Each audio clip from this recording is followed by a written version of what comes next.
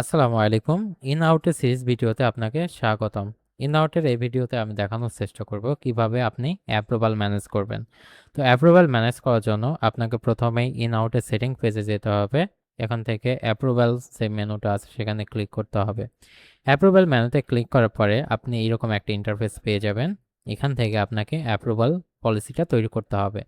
Approval policy তৈরি করার জন্য আপনি এখান থেকে নিউ পাইপলাইন এখানে ক্লিক করবেন এবং এখান থেকে আপনার অ্যাপ্রুভাল পলিসিটা তৈরি করতে হবে।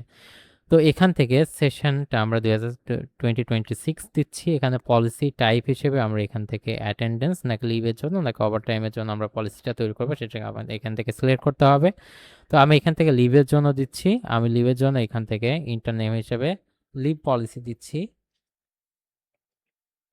লিভ পলিসি আমরা এখান থেকে দিয়ে দিচ্ছি।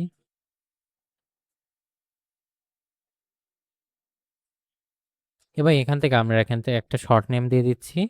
এলপি দিয়ে দিচ্ছি, জাস্ট এলপি দিয়ে দিলে হবে। আমাদের এখান থেকে লিভ পলিসি এটা মিন করবে।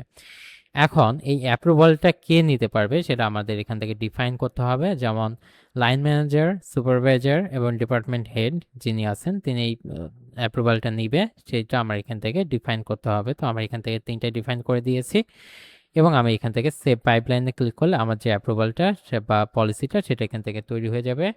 আমি এখান থেকে ভিউ পাইপলাইনে ক্লিক করলে আমরা এখান থেকে অ্যাপ্রুভাল পাইপ যে তৈরি করেছি সেটা আমরা এখান থেকে দেখতে পারবো। আমি চাইলে আরেকটা তৈরি করতে পারবো আমাদের অ্যাটেন্ডেন্সের পলিসির জন্য 2026। আমি এখান থেকে অ্যাটেন্ডেন্স দিলাম।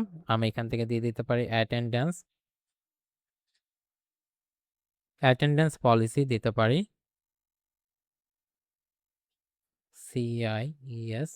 এবং আমি এখান থেকে শর্ট নেম দিয়ে দিচ্ছি, এপি দিয়ে দিতে পারি। আমি এখান থেকে এপি দেওয়ার পরে আমি এখান থেকেও সেম ভাবে আমার যে কে অ্যাপ্রুভালটা নিবে বা কার কাছে অ্যাপ্রুভালটা যাবে সেটা আমি এখান থেকে সিলেক্ট করে দিলাম অ্যান্ড সেভ পাইপলাইনে ক্লিক করলে আমার এটার জন্য আমার যে পলিসি সেটা তৈরি হয়ে যাবে। আশা করি বুঝতে পেরেছেন। ধন্যবাদ।